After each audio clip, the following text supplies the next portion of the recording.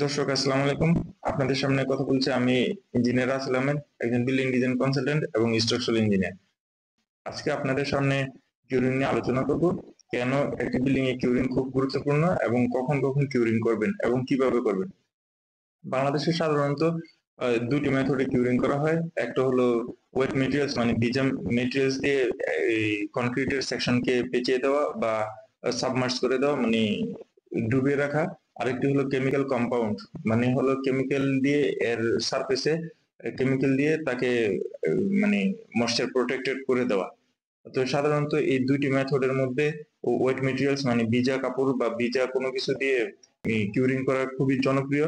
কিন্তু আমাদের দেশে সাধারণত দেখা যায় যে যে সমস্ত জায়গায় কিউরিং করা প্রয়োজন সেই সমস্ত জায়গায় মধ্যে সবচেয়ে কলাম হলো সবচেয়ে গুরুত্বপূর্ণ একটা এলিমেন্ট বিল্ডিং এর জন্য। কলামের কিউরিং একেবারে হয় না বললেই চলে, কিন্তু আমরা ছাদের ক্ষেত্রে দেখা যায় যে 21 দিন পর্যন্ত বা 15 দিন পর্যন্ত পানি দিয়ে ভিজিয়ে রাখি, কিন্তু কলামের ক্ষেত্রে আমরা এর গুরুত্ব দিই না।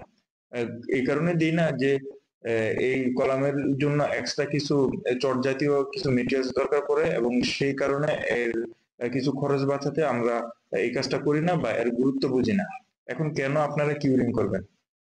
কিউরিং করলে এর উপকারিতা কি?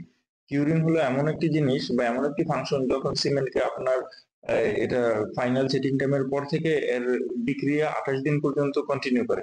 এই 28 দিন পর্যন্ত এর বিক্রিয়া কন্টিনিউ করার জন্য যে পরিমাণ রিয়াকশন এর ভিতরে সংঘটিত হয়, সমস্ত রিয়াকশনের সংঘটিত হওয়ার জন্য প্রচুর পানির দরকার পড়ে বা পানির প্রয়োজন পড়ে।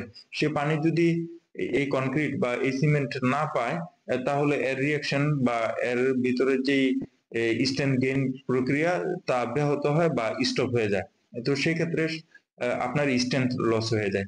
তো সাধারণত দেখা যায় যে আপনার প্রায় 30% পর্যন্ত, 20 থেকে 30% পর্যন্ত স্ট্রেংথ এই কিউরিং এর প্রপার কিউরিং এর অভাবে আপনার নষ্ট হয়ে যেতে পারে। তো আমাদের দেশে দেখা যায় যে কলামের ক্ষেত্রে সকাল দুপুর বা বিকাল 3 বার পানি দিলেই আপনার বলে যে এটা কিউরিং হয়ে গেছে। এটা টোটালি একটা রং কনসেপ্ট বা ভুল কনসেপ্ট। এর সঠিক নিয়ম হলো এর চারপাশে ছালার চট দিয়ে পেঁচিয়ে তাকে সার্বক্ষণিকভাবে স্যাচুরেটেড রাখা মানে ভিজা রাখা। তাহলে এর মানে বিক্রিয়া সমহারে ত্বরান্বিত হয়। যদি এর বিক্রিয়া একবার থেমে যায় পানির অভাবে, তাহলে পরবর্তীতে যদি আবার এখানে পানি যুক্ত করেন, তার ফলে এর বিক্রিয়া আবার নতুন ভাবে শুরু হয় না। সুতরাং এটা একটা কন্টিনিউয়াস প্রসেস।